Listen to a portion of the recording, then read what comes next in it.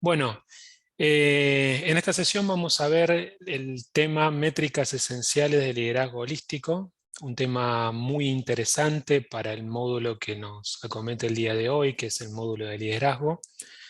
Un poco para presentarme, bueno, mi nombre es Federico Pascual, soy Chief Digital Transformation Officer en Nike Go, ingeniero de formación, muy apasionado por ciencia, tecnología, academia, diseño, deportes, lectura en general. Me va a estar acompañando en la moderación de la sesión, en la moderación del webinar, Ailín Montiveros, un agente de cambio de excelencia que tenemos en el interior de nuestro país y de alto renombre. Bueno, como para precalentar, por el momento somos pocos, pero podríamos iniciar con un menti. Me gustaría saber cómo están llegando a este webinar en la escala de coraje. Ahí les voy a compartir pantalla.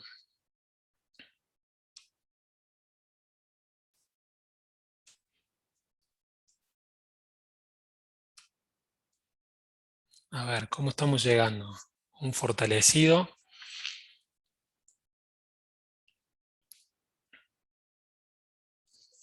Somos poquitos, así que el que quiera levantar el micrófono y contar cómo llega el webinar, bienvenido.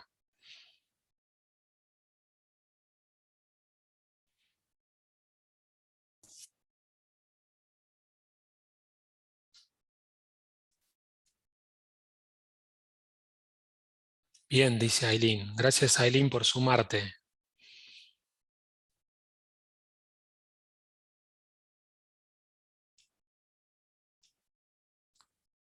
Muy bien. Hay alguien que viene entusiasmado. Fantástico. Bueno, volvemos a la presentación. Hay muchas pilas, hay muchas ganas de llegar a ese sorteo. Así que vamos a continuar con la temática. Bueno, normas de todo webinar. La idea es que puedan ir recopilando algunas preguntas que les venga a la mente en el chat. Al final del webinar vamos dedicando un tiempo para responder esas preguntas o pueden dedicar esos últimos minutos a plantearlas a través del micrófono. Pueden abrir las cámaras cuando deseen.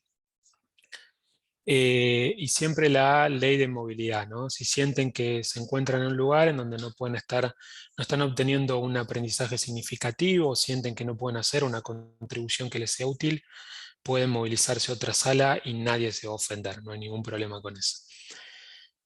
Bueno, antes de poder hablar de métricas, es necesario poder hablar de algo muy importante, ¿sí? Que son concretamente los proyectos, ¿sí? Los proyectos que tenemos normalmente en las organizaciones.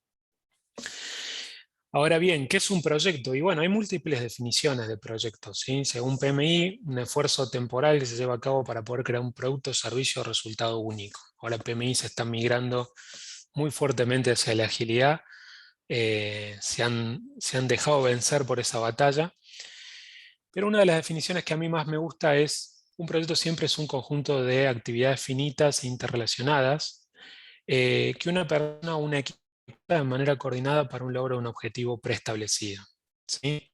¿Por qué es importante hablar de proyectos? Porque antes de hablar de métricas y de hablar de liderazgo, debemos entender que los líderes se enfrentan a problemas, se enfrentan a proyectos.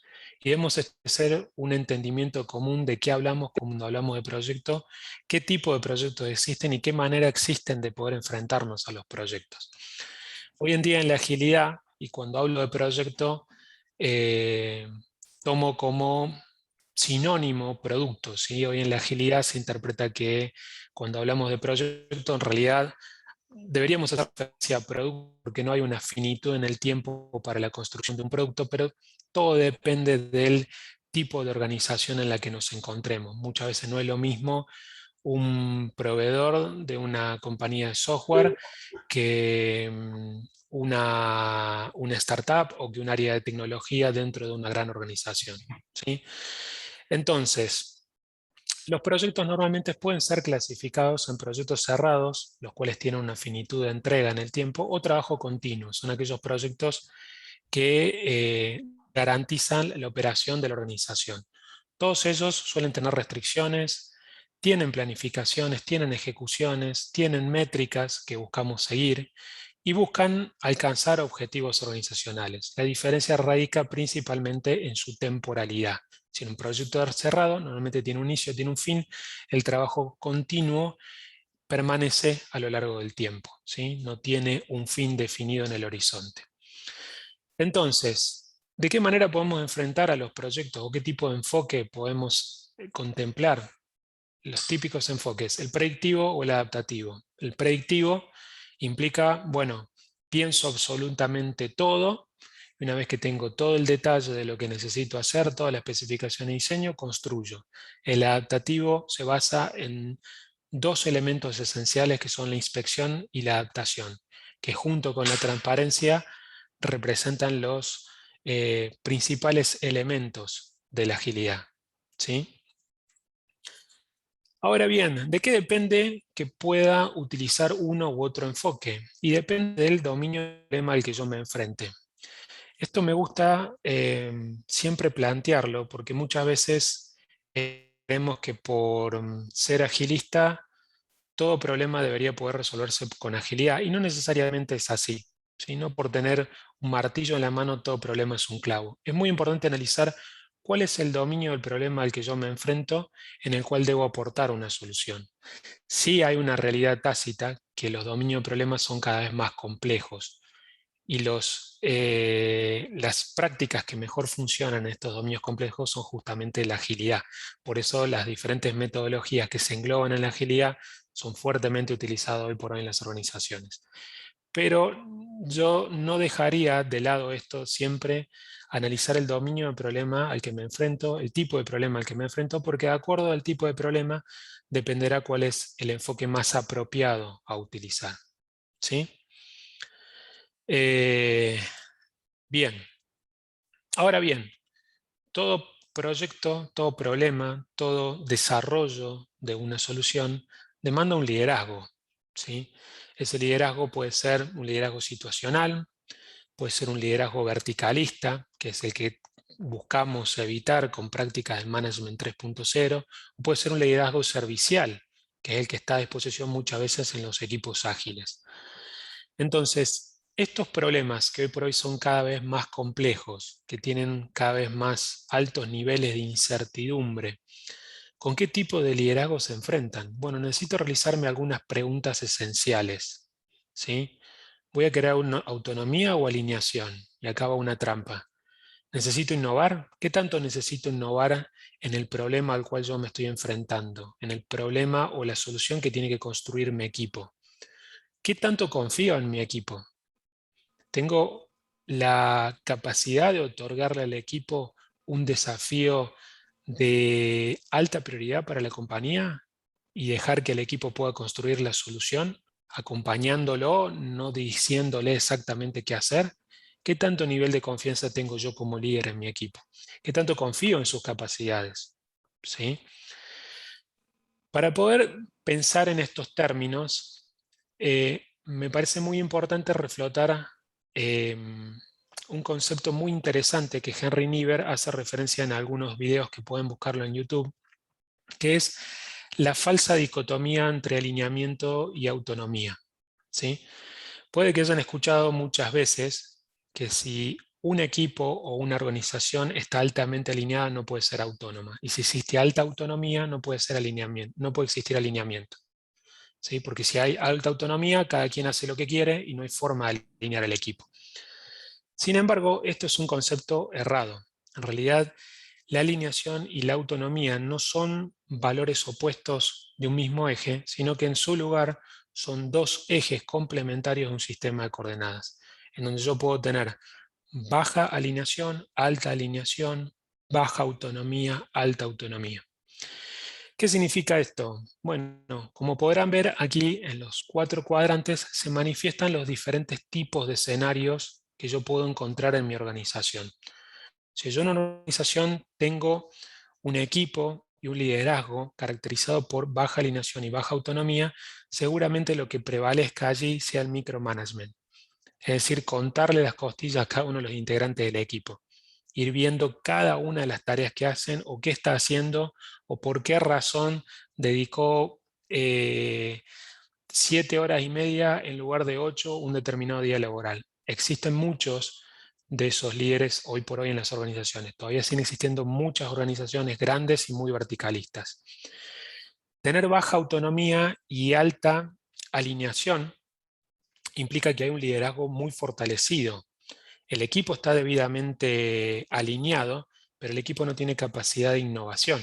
El líder determina qué hacer y cómo hacerlo. Un cuadrante en donde nos encontramos con baja alineación y alta autonomía es un cuadrante que se acerca más a una especie de anarquía, en donde cada uno de los integrantes del equipo ejecutan determinadas actividades, pero en direcciones completamente diferentes. No hay una visión común y no hay un líder que otorgue una visión común.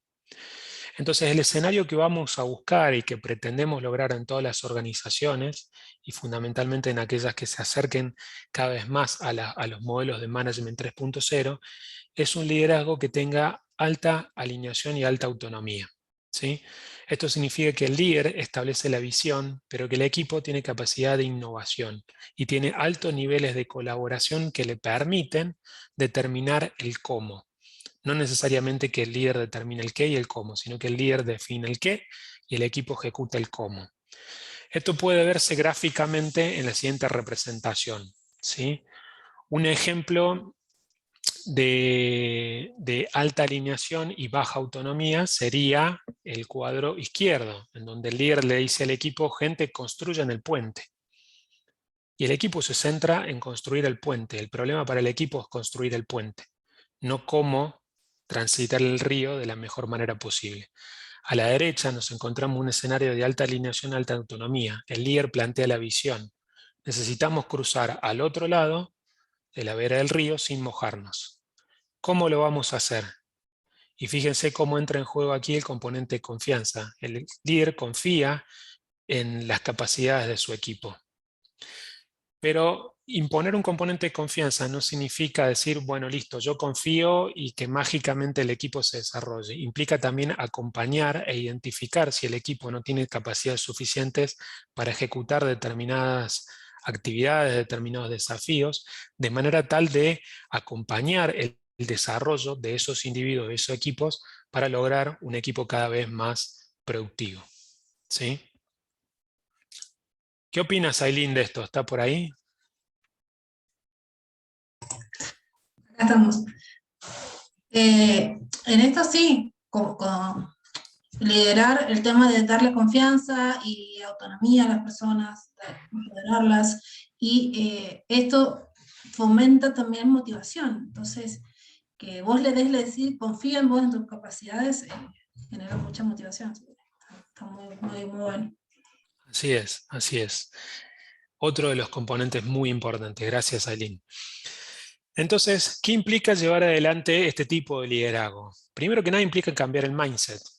Esto de la confianza para poder generar motivación, como bien decía Aileen, no es tan fácil. No es tan fácil que uno otorgue confianza en sus colaboradores. Porque muchas veces los líderes tienen formaciones técnicas muy fuertes. Entonces, al momento de liderar, la gestión no deja de ser una ciencia en sí.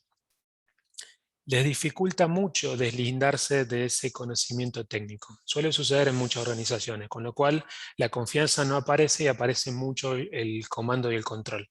Entonces, ¿qué requiere este tipo de liderazgo? Primero que nada, cambiar el mindset, cambiar la forma de ver los problemas, la forma de ver el equipo, la forma de ver cómo solucionar los problemas, cambiar el modelo de gestión, no trabajar más con el comando-control, con el micromanagement, sino pensar al equipo y a la organización como una comunidad en donde todos son colaborativamente responsables y tienen capacidades de poder proveer soluciones, ¿sí? Y por otro lado, desarrollar las capacidades holísticas, desarrollar las capacidades integrales de los individuos, de los equipos y de la organización, ¿sí? ¿De qué hablamos cuando hablamos de capacidad holística? Disculpa, Sí. ¿vos querés que te lea las preguntas o los comentarios a medida que van surgiendo o al finalizar la charla? Porque me voy a preguntarte eso. Tenemos un espacio al finalizar, pero la verdad que si no son muchas las podemos ir viendo, pues no somos tantas, así No, que... Porque Sebastián dice, para ello necesitas conocer muy bien las capacidades de las personas de tu equipo. Sí, así es, Seba. Ello implica conocer muy bien las capacidades del equipo. Por eso, bueno, para ello hay diferentes prácticas, diferentes técnicas. Ahora les voy a mostrar algunas de ellas que les va a ser útil para conocer las capacidades y conocer el estado de ánimo de los equipos, ¿no? Pero las capacidades es algo que es necesario medir muy frecuentemente, ¿sí? Y ya que hablamos de medir, hablamos de métricas. Justamente el objetivo de este webinar era hablar de las métricas para un liderazgo holístico. La pregunta es, ¿para qué medir? ¿Sí? Primero que nada, lo archiconocido. Nunca vamos a poder mejorar aquello que no conocemos. Y para poder conocerlo es necesario poder medirlo, y para poder medirlo es necesario observarlo, ¿sí?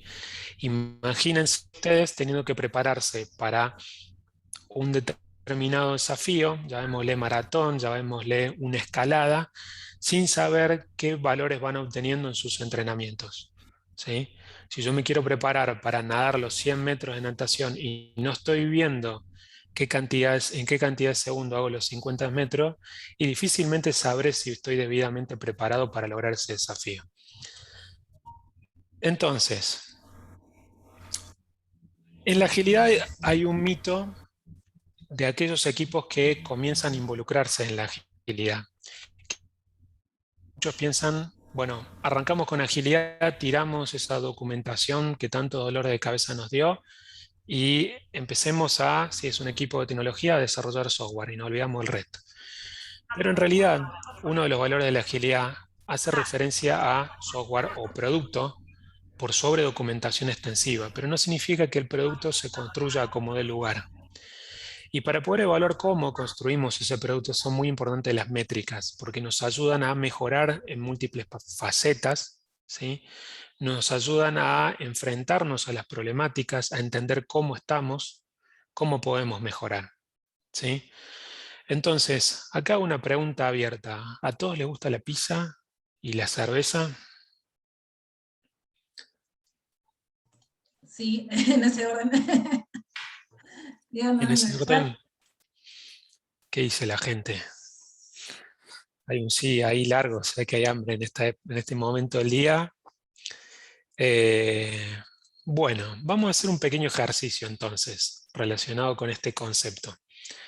Les voy a pedir que se sumen a ese Menti, ¿sí? Que ya lo voy a compartir, en donde ustedes me van a tener que decir qué me dirían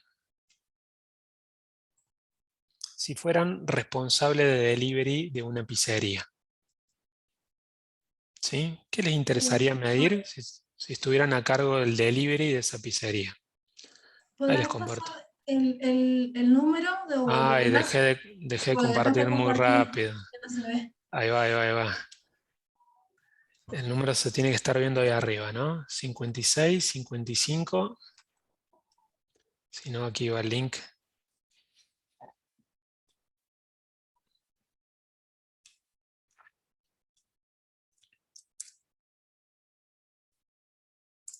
Ahí va el link.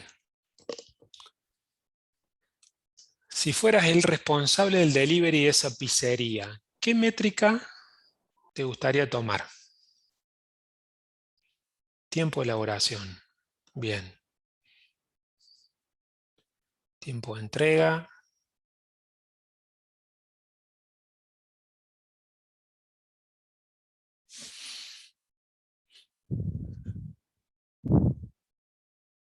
Cantidad de pizzas entregadas. Ahí me faltó una Z en pizzas. Disculpa la omisión.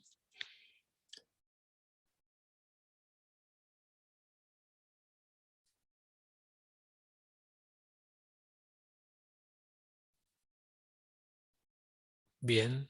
Cantidad de pizzas entregadas se lleva la mayoría de las votaciones hasta el momento. Abraham dice la felicidad del empleado versus entregas a tiempo. Bien, Abraham. Un adelantado.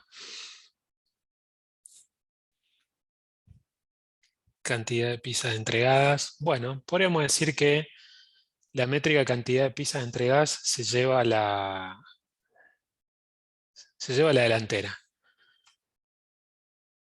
Ahora les pregunto, quédense en el mismo Menti, si fueran el dueño, y ya esta pregunta es más abierta, ¿qué les interesaría medir?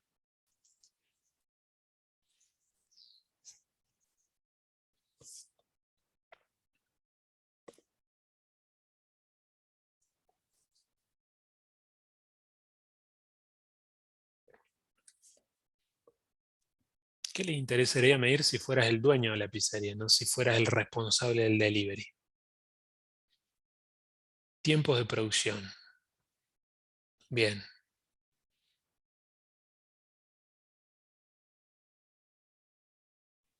Satisfacción del cliente, las ventas, bien. Bienestar de los empleados.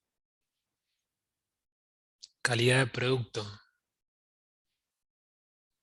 bien. Bueno, calidad de las pizzas, satisfacción de clientes, muy bien. Excelente. Está bastante repartido. Fíjense cómo cambia en general el tipo de métrica a utilizar dependiendo la perspectiva, ¿sí? Dependiendo de quién es el que necesita esa medición, ¿sí? No es lo mismo un responsable de delivery que el dueño de la pizzería. Pueden tener necesidades de métricas completamente diferentes. Aquí un aspecto muy importante a destacar, y esto tiene que ver con con una experiencia personal. En un cliente hace un tiempo hicimos una ronda de entrevistas y preguntábamos a gente con posiciones de liderazgo qué métricas aplicaban, ¿sí? Y la mayoría hacía referencia a la asignación de tareas a los integrantes del equipo y el tiempo de ejecución de esa tarea. El tiempo es una métrica que está muy arraigada. Cada vez que hablamos de métrica, muy probablemente una de las primeras palabras que venga a nuestro cerebro sea el tiempo. O sea, estamos muy alineados en general con el responsable de delivery de la pizzería. Pero es muy importante para poder pensar en métricas holísticas, aplicar un concepto muy simple y muy importante, que es la empatía. Ponerme en los zapatos del dueño, ponerme en los zapatos del cliente, ponerme en los zapatos del equipo, ¿sí? Ponerme en el zapato de un proveedor, ponerme en el zapato de un área de soporte, ¿sí?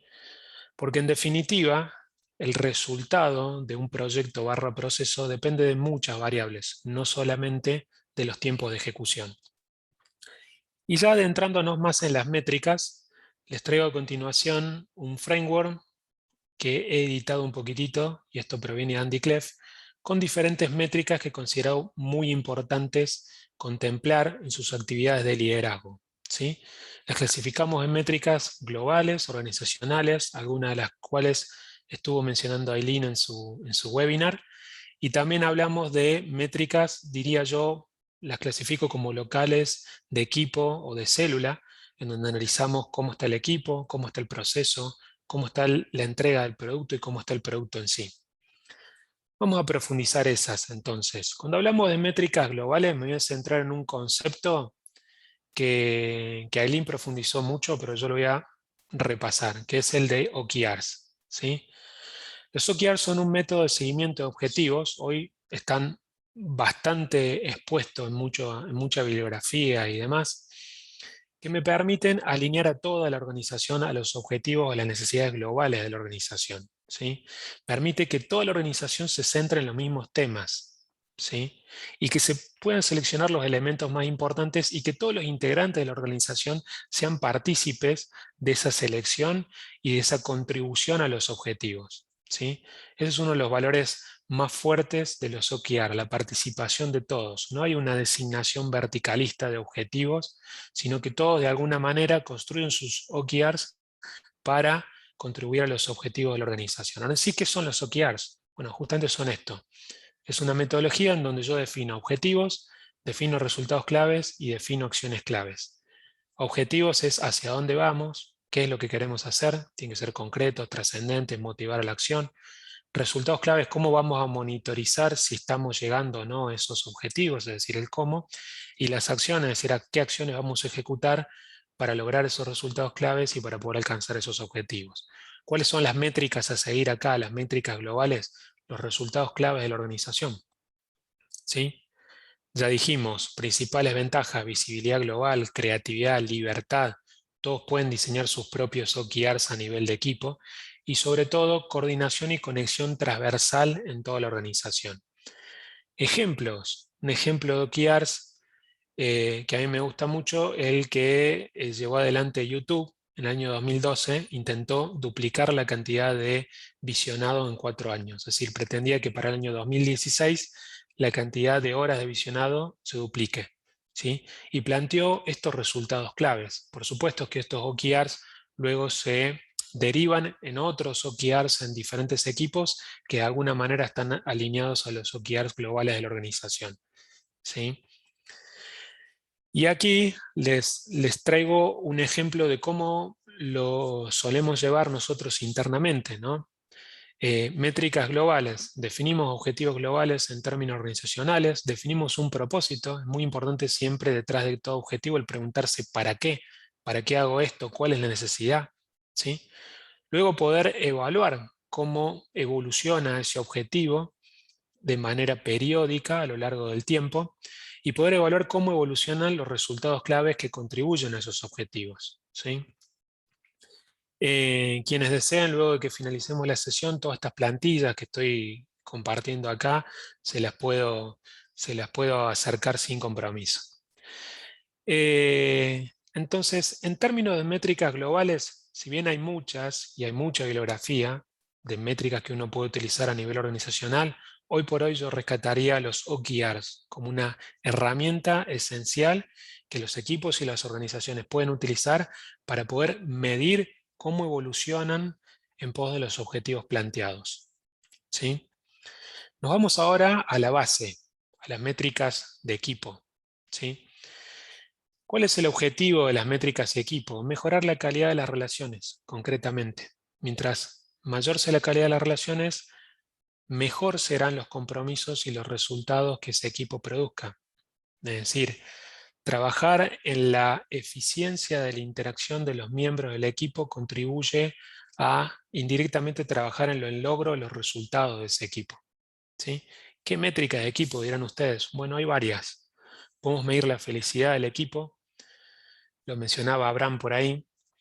Podemos medir el aprendizaje, es decir, cómo vamos a, de alguna manera, evaluar si estamos aprendiendo como equipo. ¿Qué acuerdos establecemos como equipo para identificar qué clasificamos como aprendizaje y qué no clasificamos como aprendizaje? ¿El aprendizaje son solamente los cursos de formación o una vez que hayamos salido de actividades de retrospectiva e identificando accionables y habiendo crecido como equipo podemos catalogar ese accionable como un aprendizaje? Bueno, dependerá del acuerdo del equipo, pero el aprendizaje es algo que se puede medir. La permanencia, cuánto tiempo permanecen los diferentes integrantes en el mismo equipo. ¿Cuáles son los índices de rotación? Si la rotación es muy alta, ¿qué acciones puedo ejecutar para poder reducirla? Probablemente deba trabajar en el compromiso de los integrantes con el equipo, o en el compromiso de los integrantes con la empresa, o en alguna situación particular o personal que cada quien pueda tener. ¿Sí?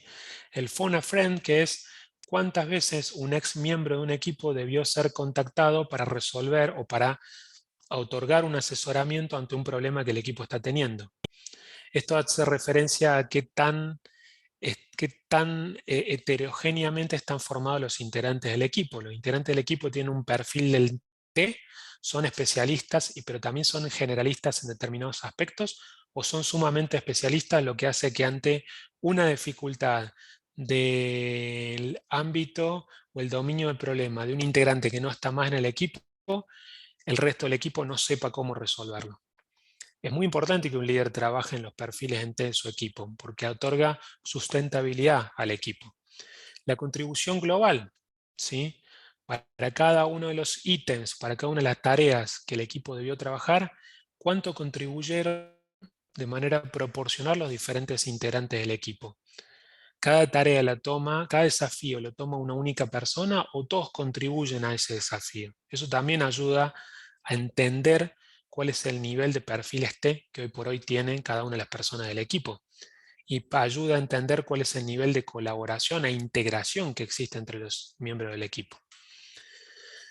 Ahora bien, si nos centramos en la felicidad, deberíamos decir que las personas son la parte más importante de la organización, el capital humano. Hace poco tiempo escuché en la radio de un exministro de Ciencia y Tecnología de Argentina, que hacía referencia a un estudio que se hizo en donde se comparó el esfuerzo, digamos, los beneficios que otorgan los diferentes tipos de capitales de una organización versus el capital humano. O sea, cuánto vale los bienes de capital versus el capital humano. Y la relación era 1 a 4. Es decir, capital humano es 4 veces más valioso que cualquier otro recurso en una organización. Por lo tanto, es muy importante poder generar contextos que contribuyan a que la gente pueda estar activa, que pueda estar comprometida, que pueda estar motivada, porque necesitamos contextos de motivación, de felicidad y de creatividad. Justamente, para poder lograr ello, la felicidad es la variable sustancial en este proceso. La pregunta que surge ¿es posible medir la felicidad de los equipos? ¿Qué opinan? Yo la primera vez que vi esto, tuve varias reflexiones al respecto, pero quisiera escuchar qué opinan ustedes. O leerlos.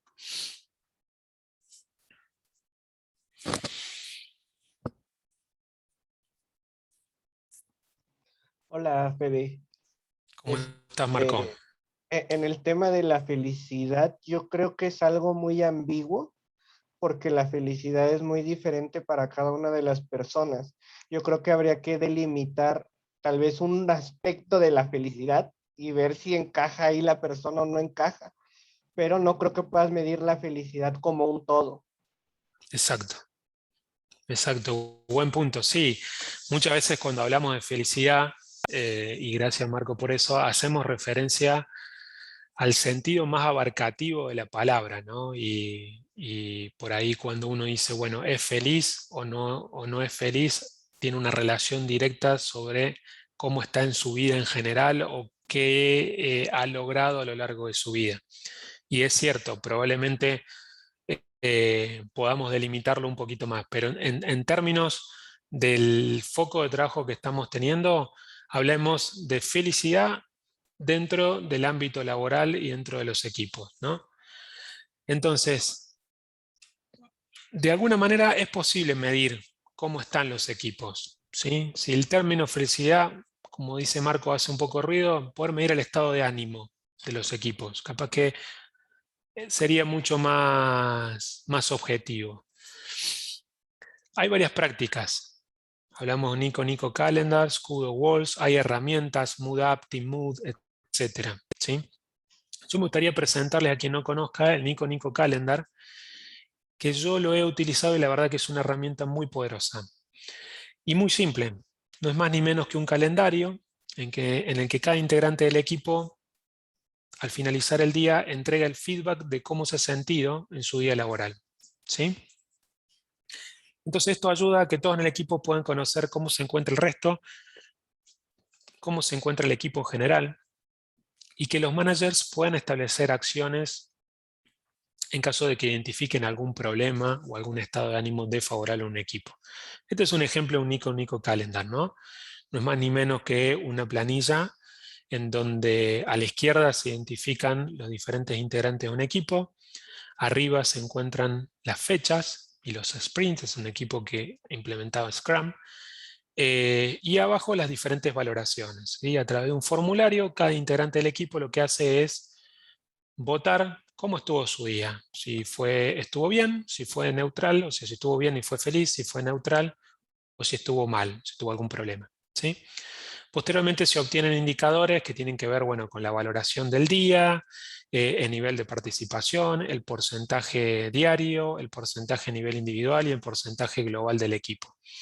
Lo importante, fíjense de esto, es que con un mapeo visual yo puedo identificar rápidamente si un problema puede ser, digamos, si un estado anímico bajo puede estar relacionado con una situación individual, porque es una sola la persona que tiene ese estado anímico, o puede estar relacionado con una situación de equipo, porque son varias personas que se encuentran en la misma situación, ¿sí? Y a partir de ahí emprender acciones que me permitan mejorar el estado anímico del equipo, ¿sí?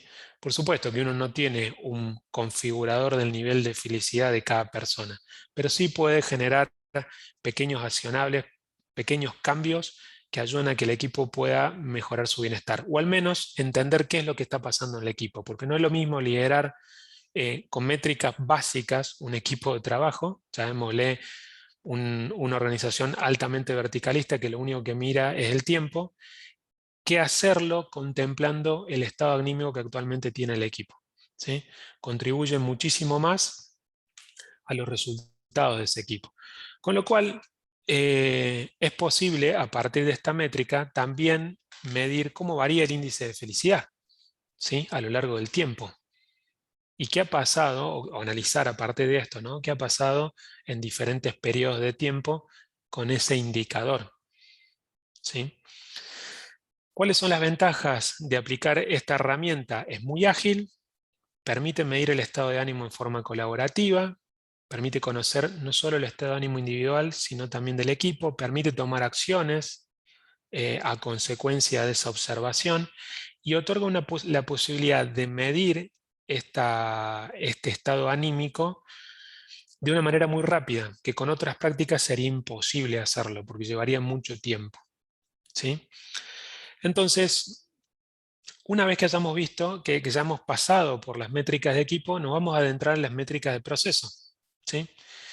¿Qué son las métricas de proceso? Son métricas puntualmente más bien orientadas a conocer cómo es la dinámica de trabajo de equipo para poder construir un resultado, para poder entregar un producto o servicio. Es decir, cómo el equipo se está organizando en esa interacción de actividades para poder lograr un determinado resultado y qué aplicaciones de mejora continua podemos hacer en esa dinámica de manera tal de que el equipo esté mejor y que el resultado sea cada vez mejor, ¿sí?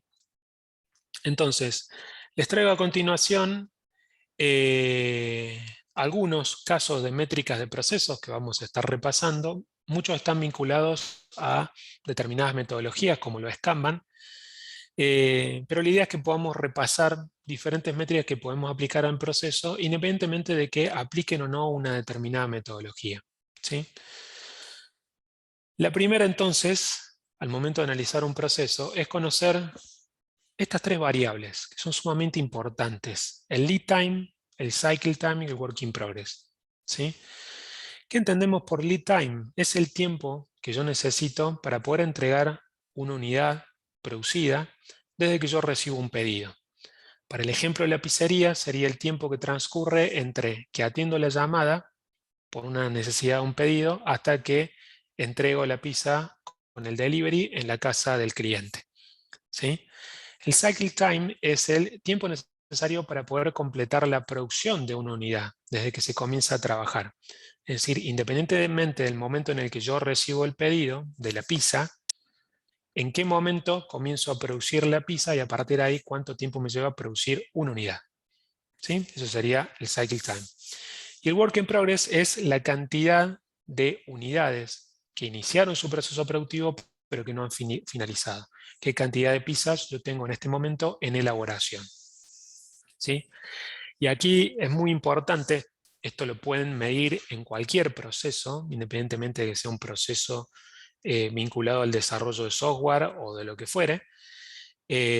Una máxima muy importante a aplicar que se menciona siempre en Kanban es: se trata de alguna manera empezar a terminar lo que ya empecé y dejar de empezar, ¿sí? Es decir, optimizar o reducir mi work in progress para que el resultado del proceso sea cada vez mejor. Estas métricas a ustedes les van a dar información sobre cómo funciona actualmente el proceso. Y son muy importantes para evaluar qué cosas se pueden mejorar en el proceso, ¿sí? A partir de estas métricas, ustedes pueden utilizar o plasmar un gráfico que es el diagrama de flujo acumulado, en donde evalúan justamente qué cantidad de ítems se encuentran en diferentes etapas a lo largo del tiempo Y pueden justamente calcular las métricas que vimos anteriormente, es decir, pueden calcular cuál es el tiempo de ciclo, el tiempo que pasa entre que ingresa una unidad en el proceso productivo y es finalizada, y qué cantidad de tareas yo tengo en progreso al mismo tiempo, ¿sí? Y a partir de estas dos variables obtener el resultado, el throughput, que es la cantidad de unidades que mi proceso genera por unidad de tiempo, ¿sí? Ahora bien, ¿qué otras métricas yo podría utilizar en mi proceso? Una métrica muy interesante es el porcentaje completo exacto.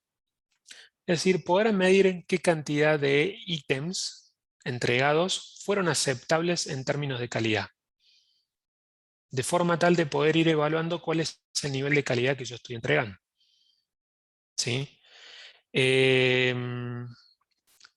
Esto es importante porque ayuda a tener un foco muy fuerte en la calidad. Concretamente, esta métrica consistiría en poder llevar un registro de, si hablamos del caso de las pizzerías, qué cantidad de pizzas fueron aceptables por el cliente final. O sea, si las pizzas tenían que tener 8 aceitunas de las 10 que yo entrego y 2 fueron con 5 aceitunas, esas 2 pizzas no fueron aceptables. Entonces el porcentaje de completo exacto sería un 80% actualmente en mi proceso, ¿sí? La eficiencia de flujo es otra métrica muy interesante que establece una relación entre el tiempo que yo dedico a trabajar en mi ítem y el tiempo que un ítem se encuentra en espera, ¿sí?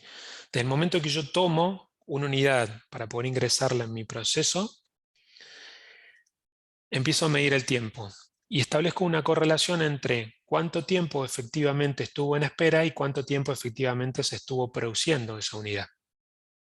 Pongamos un ejemplo, y esto es algo muy medible por ahí en los ámbitos de gobierno, donde suelen haber muchas veces trámites burocráticos que tienen etapas de espera, ¿sí? Entonces, cuando alguien comienza a tomar el trámite, probablemente transita por diferentes etapas de aprobación, que no son otra cosa que etapas de espera, y el proceso de elaboración en sí del trámite es otro tiempo, ¿sí? Entonces, la idea de la eficiencia de flujo es poder comparar, bueno, desde que yo tomé el trámite, cuánto tiempo tuvo en espera en total y cuánto tiempo realmente se estuvo trabajando ese trámite, ¿sí?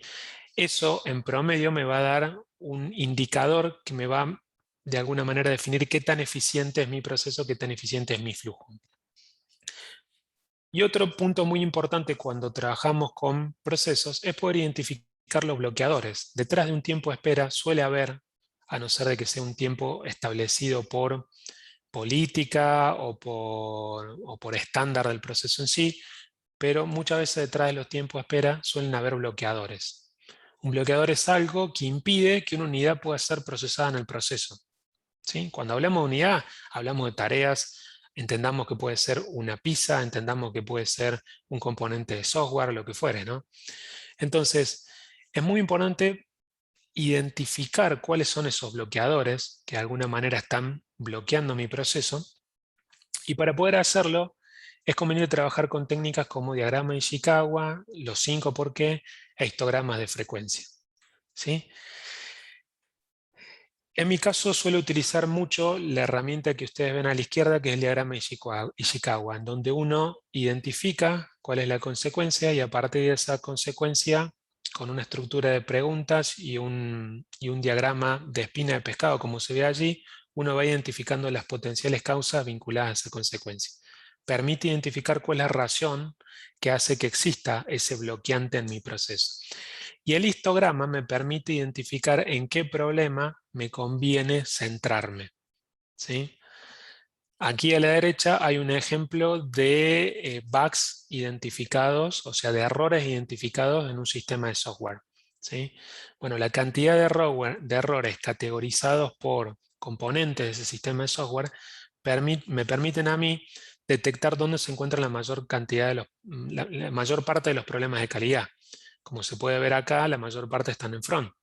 Entonces, si la mayor parte de los bloqueadores están en front, yo trabajo con un diagrama de Ishikawa a partir de ese componente, de forma tal de poder identificar cuáles son las causas de lo que provocan y de alguna manera eliminar ese bloqueador en mi proceso. Y el tiempo de bloqueo, por supuesto, la sumatoria de tiempo que las diferentes unidades de mi proceso tuvieron que estar bloqueadas. ¿Para qué me sirve conocer el tiempo de bloqueo? Para poder asociarlo a un costo. ¿Sí? Cuando como líderes ustedes tengan que convencer a la alta dirección o sentarse en una mesa directiva para poder hablar sobre las conveniencias de hacer tal o cual cambio en un determinado proceso, siempre llevan el costo.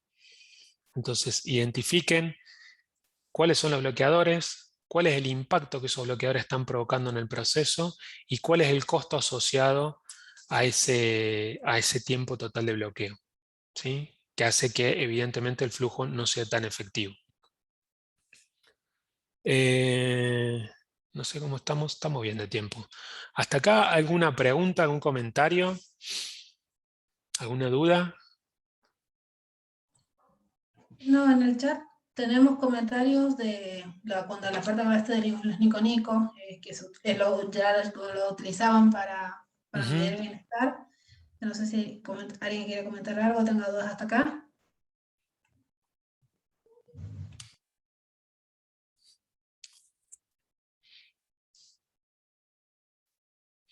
Bien, avanzamos entonces. Bueno, hemos visto entonces hasta ahora qué cosas. Primero, entender que cada vez que nos enfrentamos a un problema, como líderes, tenemos que entender cuál es el dominio del problema para saber qué enfoque aplicar, ¿sí? Hemos comprendido los diferentes tipos de enfoque que podemos hoy por hoy utilizar para los diferentes tipos de problemas, ¿sí?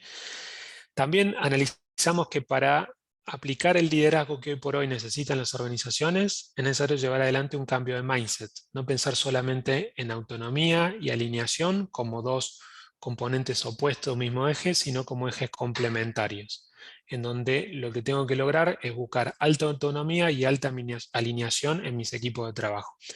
Para ello es muy importante generar un contexto que permita que los equipos y que la organización en general pueda trabajar de manera armónica y pueda cultivar la creatividad de la innovación, ¿sí? Y para poder generar ese contexto, de alguna manera voy a tener que medir si me estoy acercando o no me estoy acercando a ese contexto. Y aquí aparecen todas las métricas que hemos visto hasta el momento. Identificamos OKRs, identificamos resultados clave que como métricas esenciales para ver si los equipos se acercan a los objetivos que la organización plantea en general. Vimos que es necesario trabajar con métricas de equipo, es necesario contemplar cuál es el estado de ánimo de los integrantes y del equipo de trabajo, conocer los niveles de rotación, conocer los niveles de aprendizaje del equipo. También acabamos de ver métricas de proceso y ahora nos vamos a meter en métricas que son por ahí un poquitito más técnicas del desarrollo de software, así que yo las voy a pasar rápida y me voy a centrar en dos que creo que son más bien aplicables a todo tipo de producto. Perdón, Sí. antes de que avances, pregunta Sebastián, ¿referencias a libros o a sitios web donde aprender en detalle sobre las métricas que has mostrado? Mira, referencias, cualquier material de Andy Clef es una buena referencia. De todas maneras, este compendio de métricas, ¿sí?, proviene de diferentes sitios, diferentes bibliografías. De hecho, cuando hago referencia a las métricas de proceso de lead time, cycle time y demás, proviene una metodología como Kanban.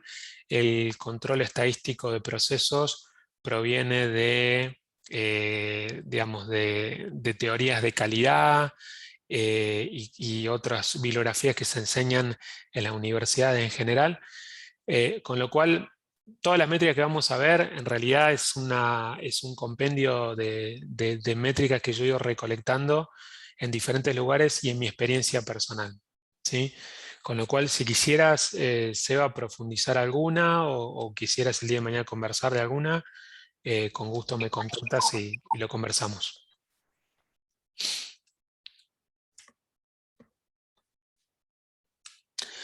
Bien, métricas de código. La métrica de código en realidad se orientan, acá hablamos de desarrollo de software concretamente, ¿no?, a mejorar la calidad del código construido con el objetivo de lograr una mejora implícita del producto. Hay diferentes métricas de código en ingeniería de software, pero me quedo con dos porque considero que pueden ser extrapolables a cualquier otro ámbito, no necesariamente la ingeniería de software.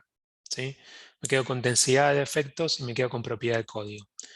Hay otras muy interesantes, el cover test, el nivel de cobertura de prueba que tiene una aplicación, el time build, que es el tiempo de compilado que tiene una aplicación, el code churn, que permite conocer cuál es el porcentaje de código inutilizado que genera un equipo de desarrollo, cumplimiento de estándares, promedio de crash, la métrica por sí misma lo dice, qué cantidad de veces reventamos el software contra la pared y sacó errores productivos, y complejidad ciclomática, que es, bueno, qué tanta complejidad internamente tiene el código que hace que para poder cumplir una determinada funcionalidad tenga que ir por diferentes ramas.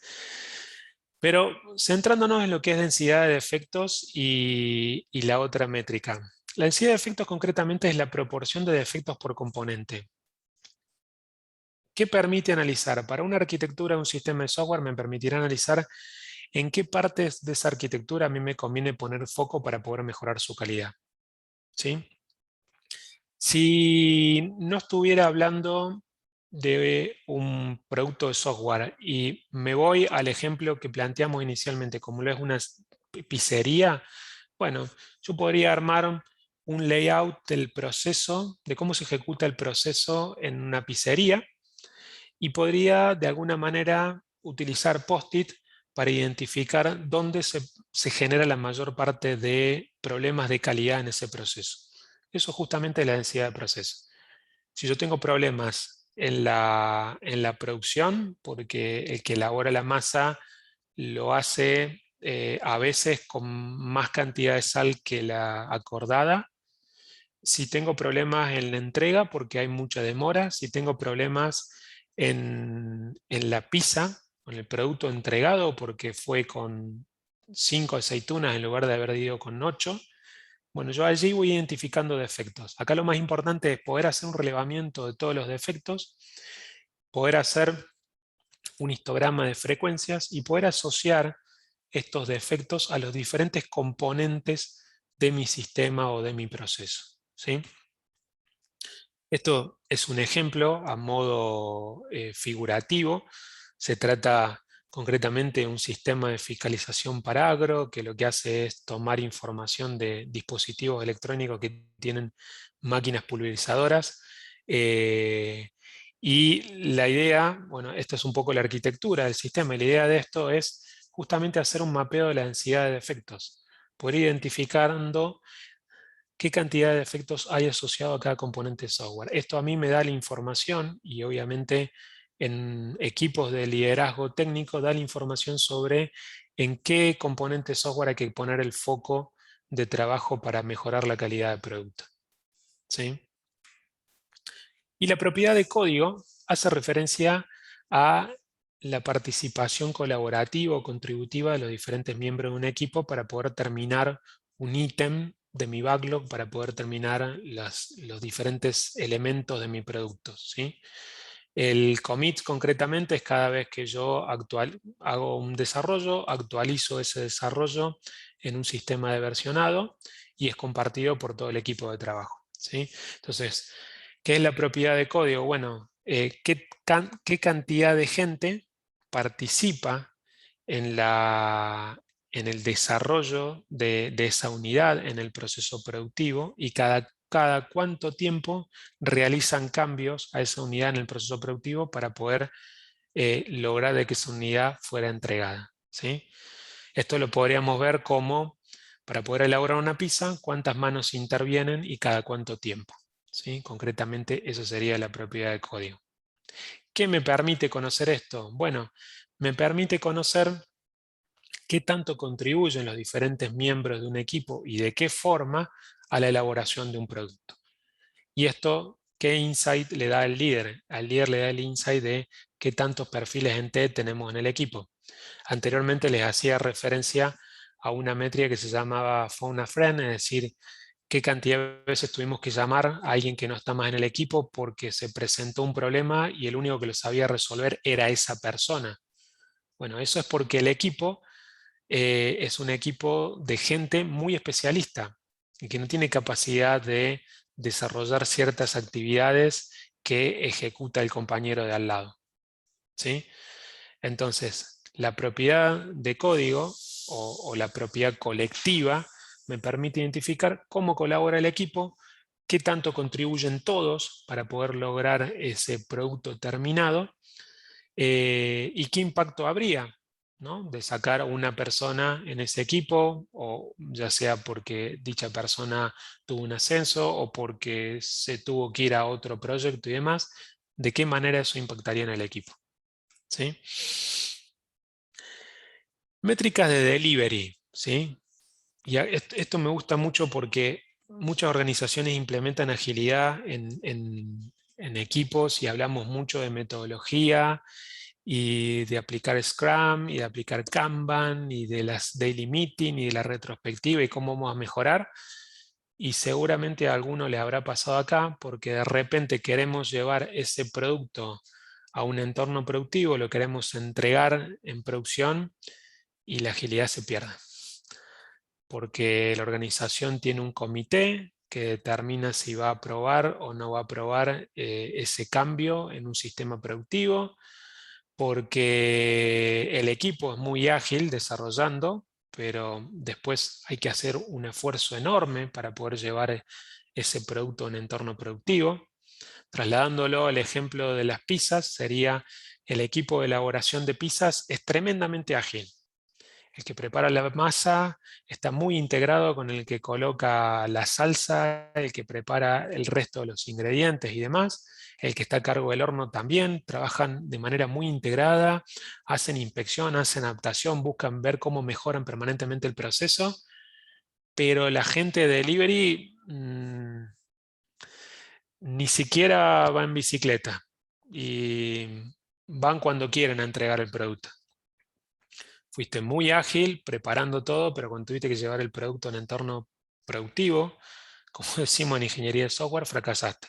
Entonces ahí la agilidad la perdés. Y es muy importante que los líderes puedan ver este tipo de cuestiones.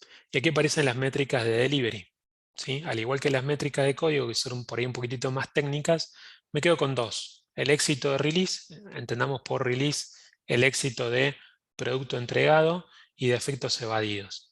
Pero también hay otras. Cuando ocurre un problema, cuando el cliente llama y nos dice que recibió 5 aceitunas en lugar de 8, ¿cuál es nuestro tiempo de resolución? ¿Cuánto tiempo nos lleva a entregar ese producto al cliente final? Eso sería el tiempo de release.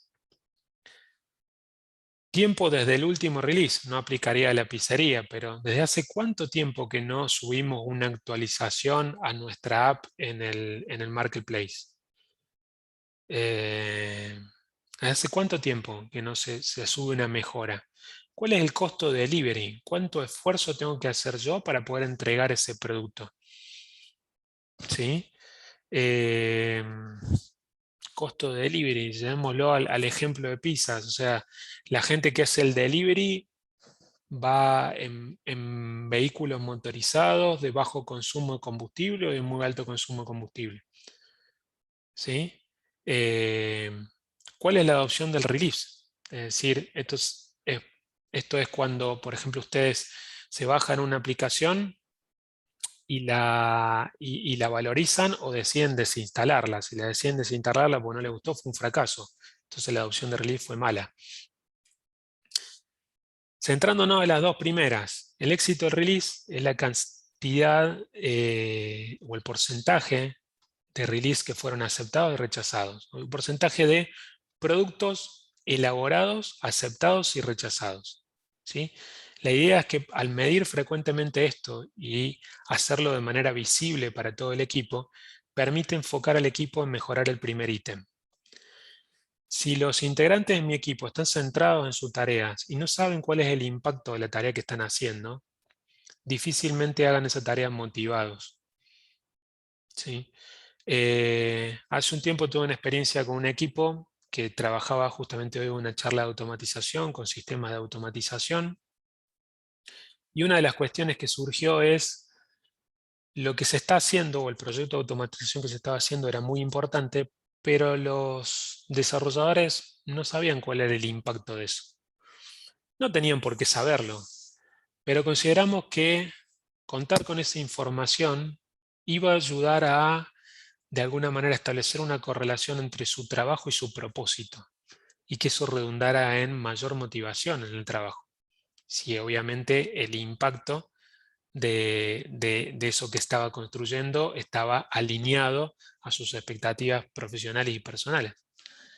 Entonces, es muy importante tener esta métrica porque ayuda a tener foco en el porcentaje de éxito que está teniendo el equipo. ¿Sí? Y los defectos evadidos consiste en medir qué cantidad de defectos yo encontré una vez que finalicé la producción de un producto. El análisis que se hace con los defectos evadidos es qué pasó antes que ese defecto no fue detectado de manera temprana. ¿Por qué ese defecto ocurrió una vez que yo finalicé mi producción? Una vez que yo entregué el producto terminado.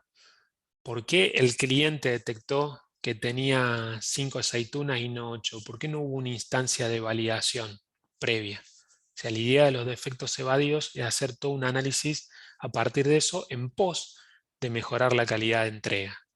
¿Sí? Bien, ya nos acercamos al último componente del framework de métricas, que es producto. ¿Sí?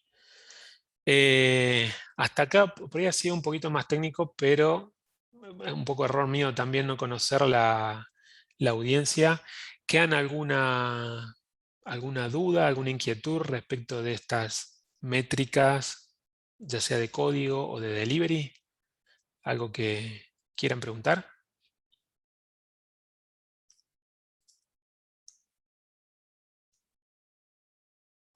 En el chat por ahora no hay ninguna pregunta. No hay nada. Si Bueno. no, si quiere alguien abrir el micro, o si no seguimos, si les escriben por el chat y vamos a la estancia final de preguntas. Es un espectáculo, esta audiencia la tiene muy, muy clara, así que es excelente, no hace falta. Métricas de producto, el componente final del framework, ¿sí? Y de vuelta, ¿cuántas veces construimos producto y nos olvidamos de si ese producto realmente cumplió las expectativas previstas? Los equipos que construyen, no es que se olviden de eso. Muchas veces es responsabilidad de los líderes acercar información para que conozcan cuál es el propósito de su trabajo y ver si su trabajo realmente permitió alcanzar el propósito acordado colectivamente. Entonces, la idea de los métricos de producto es conocer, ¿sí?, cómo estamos en este gap, en esta aproximación, expectativas de cliente, resultado entregado. ¿Sí? ¿Qué métrica de producto adjuntamos aquí? Bueno, muchas son conocidas seguramente, pero me quedo con estas, con las que están en tamaño de letra más grande, porque las considero muy importantes y creo que pueden ser aplicadas en cualquier ambiente. En cualquier ámbito, perdón. Valor entregado, valor por entregar, NPS, Customer Satisfaction, pero también existen otras, las Analytics, que te proveen herramientas como Google Analytics u otras, el Time to Market, también conocido, qué tanto tiempo nos lleva a nosotros entregar un producto en el mercado, cuánto estamos innovando, cómo hacemos para medir la innovación. Bueno, se establecen acuerdos de equipo y vamos llevando registro de las diferentes innovaciones. ¿Cómo gestionamos los riesgos? Cuando nos encontramos con un riesgo, no un problema, un riesgo, ¿cómo hacemos para gestionarlo? ¿Lo tenemos identificado? ¿Medimos cómo de alguna manera minimizamos esos riesgos y a qué velocidad? ¿Cuál es la proyección que tiene mi producto? Probablemente mi producto esté diseñado para trabajar en BlackBerry, ya no existen más los BlackBerry. Bueno, o se cree que en una época se creía que no iban a existir más. Bueno, ¿cuál es el pronóstico de mi producto y en qué me conviene introducir esfuerzos para poder mejorar mi producto? Centrándonos en las primeras 4, hablamos primeramente de valor entregado y valor por entregar. Aquí lo más importante es que como líderes ustedes ayuden a identificar el business value de los diferentes ítems de mi backlog. Es decir, el business value de mi pendiente, de todas las cosas que yo tengo que hacer. Este business value debe poder ser identificado colaborativamente con stakeholders, con product owners y con otros managers, por supuesto, porque seguramente como líderes ustedes probablemente estén vinculados a un equipo y a una faceta del problema, ¿sí? Entonces es muy importante que estos business values sean identificados colectivamente, sean acordados, y a partir de allí yo pueda ir de alguna manera describiendo mis diferentes pendientes con un business value que permita determinar qué tanto valor me queda por entregar en el mercado y qué tanto valor yo ya he entregado, qué tanto valor yo ya he agregado al mercado. ¿Sí? Cuando yo construyo un backlog con este business value, puedo trabajar con matrices como la matriz de esfuerzo e impacto. ¿Sí? Entendiendo por impacto el business value, yo además de analizar el valor de negocio, analizo qué tanto esfuerzo me lleva desarrollar un determinado requerimiento. Por ejemplo, puede suceder que yo como responsable de delivery de la pizzería me reúno con el dueño y el dueño me plantea 3 requerimientos. Mejorar la flota de delivery, mejorar el sistema de horneado y capacitar a los empleados de atención al cliente. Bueno, yo en ese momento debería acordar con el dueño qué tiene más valor de negocio para él, qué es más importante para la organización. Probablemente lo más importante sea mejorar la flota de delivery. Bueno, tendrá un business value más alto. Tendré que evaluar a partir de eso qué tanto esfuerzo me lleva construir ese requerimiento. ¿Qué implica mejorar la flota de delivery? Y tengo que cambiar todos los vehículos. Bueno, ¿qué tanto esfuerzo lleva eso? A nivel temporal tanto, a nivel de costo tanto. Y mejorar el sistema de horneado, tenemos un solo horno, lo podemos cambiar por uno con mejor tecnología y a nivel de esfuerzo representa esto. Entonces yo a partir de esa evaluación construyo una matriz de esfuerzo e impacto, voy colocando con post-it en dicha matriz los diferentes requerimientos y puedo clasificar esa matriz en 4 cuadrantes. Por supuesto que aquellos requerimientos que demandan menos esfuerzo y que generan un mayor impacto son los easy wins, aquellos que yo debo tomar primero, que deben tener prioridades más altas, porque son aquellos que si los logro hacer, que me demandan menos esfuerzo, voy a generar un gran impacto, voy a agregar un gran valor. ¿Sí? El NPS es conocido por muchos, quienes no lo conocen se basa en la pregunta del Promoter Score, es ¿recomendarías este producto barra servicio a un conocido en una escala de 1 a 10, de 0 a 10? Y el NPS se calcula haciendo la diferencia entre el porcentaje de promotores, que son los 9 y los 10, y el porcentaje de detractores, que son los 0 a 6. ¿Sí?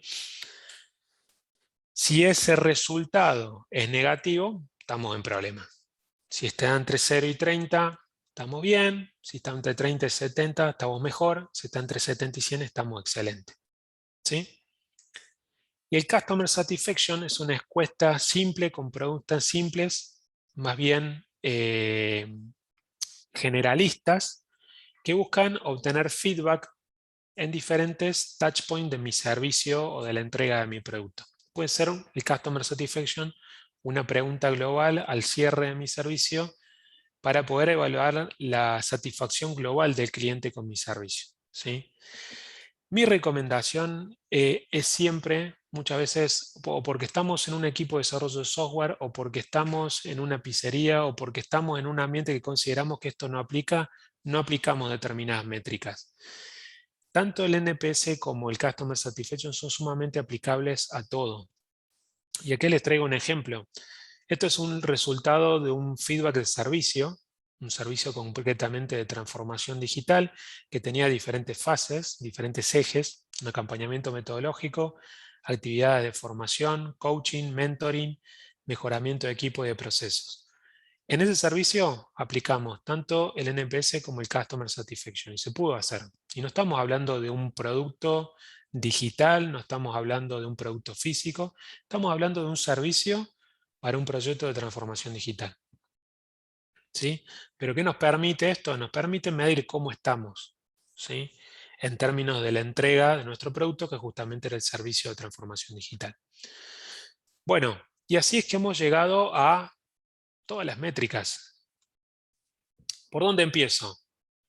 ¿Cómo hago para aplicar métrica? Primero, empezar sencillo, con pequeños pasos, con poquitas métricas, pero siempre algo es mejor que nada. Y es muy importante tener en cuenta estas preguntas disparadoras. ¿Cuál es la situación del equipo? ¿Cuál es la situación de la organización? Probablemente el equipo esté muy inmerso y deseoso de aplicar métricas, pero la organización no. Entonces son acuerdos que se tienen que lograr de manera integral en toda la organización. ¿Qué es importante para la organización? ¿Qué le interesa medir? ¿Sí? ¿Qué es importante para el equipo también? ¿Qué quisiéramos conocer y qué quisiéramos mejorar? ¿Para qué necesitaríamos tal métrica? ¿Sí? No sé, la propiedad colectiva de código, ¿la necesito o no la necesito? ¿Para qué lo necesitaría? ¿Para qué? Es una pregunta muy poderosa porque permite identificar el propósito detrás de esa necesidad. ¿Qué esperamos lograr si aplicamos esta métrica? ¿Qué quiero lograr yo al aplicar la métrica? ¿Qué quiero lograr yo al aplicar el NPS? ¿Qué quiero lograr yo al aplicar el índice de felicidad de equipo? ¿Sí? ¿Qué esfuerzo me demanda aplicarla de manera correcta? ¿Y cuál es el balance de costo-beneficio? El balance de esfuerzo y beneficio de aplicar la métrica. ¿Sí? ¿Cuáles son los riesgos de no usar la métrica? Probablemente el esfuerzo de aplicar una métrica, llamémosle, de felicidad o más bien de bienestar de equipo, sea muy alto, según la evaluación de ustedes, pero los riesgos de no utilizarla también serían muy altos, porque el equipo tiene altos índices de rotación, porque estamos ante una situación donde no conseguimos gente preparada como la que tenemos actualmente en ese equipo. ¿Sí? Y por último, ¿cómo hacemos para que esa métrica sea transparente? Para que sea visible, para que sea compartida por todos en la organización y para que todos de manera colaborativa y con la debida libertad puedan proponer oportunidades de mejora de esas métricas. ¿Sí?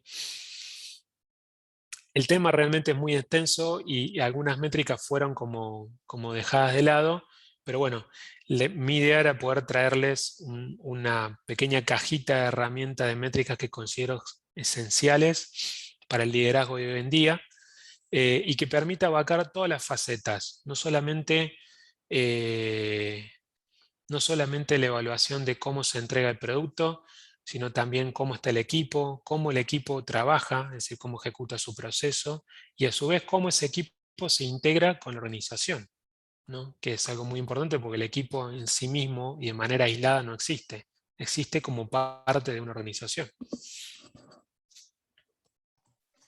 Bien. Fede, te leo una pregunta. No.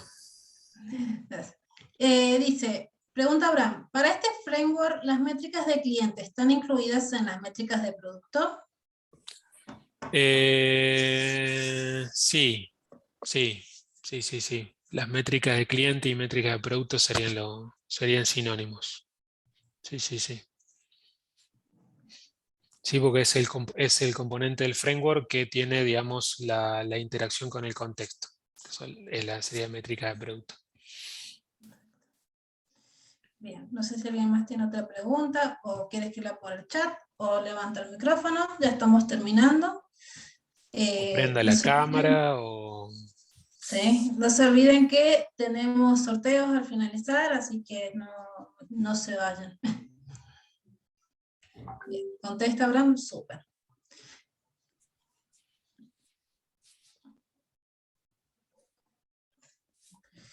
Les voy compartiendo en el chat. Opa.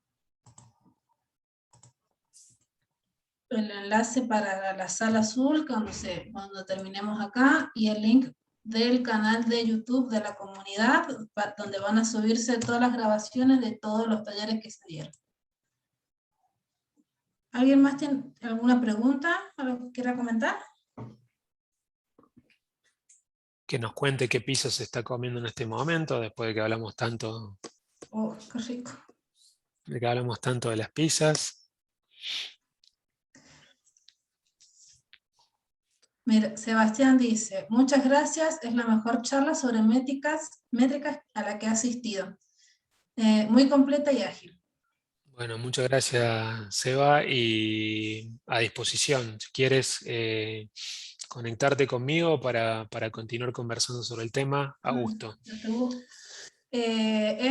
Fabiana Videla dice, muy interesante, muchas gracias. Bueno, gracias, Fabiana. Les había dejado un menti, pero me parece que podemos... muy bueno, bueno, gracias, Abraham. Ahí está el LinkedIn de Fede, por si lo quieren seguir en sus redes. Ah, no, se lo mando. Ahí se los mando a todos. Ahora sí. Y bueno, Ahí a tienen quedarse para los sorteos. para los sorteos. Una vez más, los esperamos en la sala Zoom. Muchas gracias por haber sido parte de este programa de inclusión laboral. Ah, ¿vamos al Menti o no? Lo dejo para que es libre. O sea, quien quiere ir dejándolo ahí, lo va dejando Para y dar nada, feedback. después lo compartimos. Dale. A mí me sirve para ver cómo se van. La verdad que es una charla que en realidad demanda mucho esfuerzo de conversación. No hay tanta dinámica, hay mucho para mostrar y en realidad hay mucho tema para profundizar más. Y puede ser que, y espero que no se haya hecho poco llevadero. Pero bueno, eh, eventualmente si existe alguna oportunidad podemos hacer alguna práctica más puntual con algunas métricas. Perfecto. Bueno, todo el parte. Bien.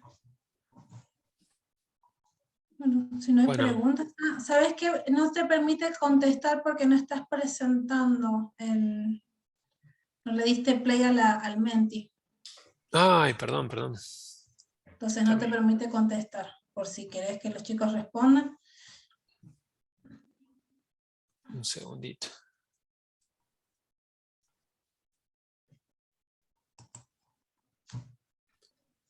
Eh, eh, eh. Ahí vamos.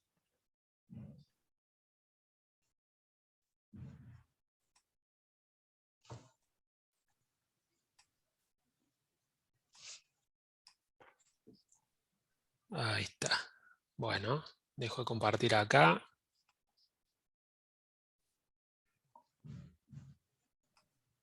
Dice Lau, gracias por introducirnos a este tema tan amplio.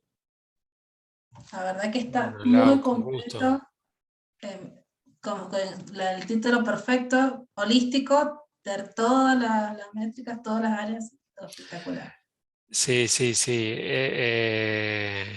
Contempla varias facetas. Y es la realidad, digamos, hoy por hoy no podemos pensar, la verdad es que es algo que me preocupa, que muchas veces uno conversa con líderes y las métricas que hay en mente o el común denominador es el tiempo de asignación y tiempo de resolución de tareas.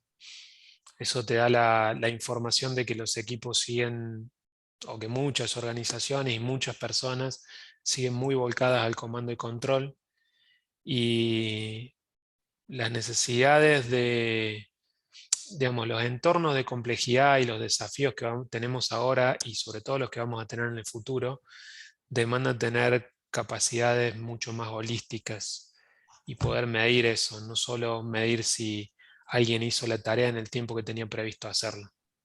Es necesario tener muchas más capacidades de medición para poder ejercer un liderazgo holístico y un liderazgo servicial de acompañamiento.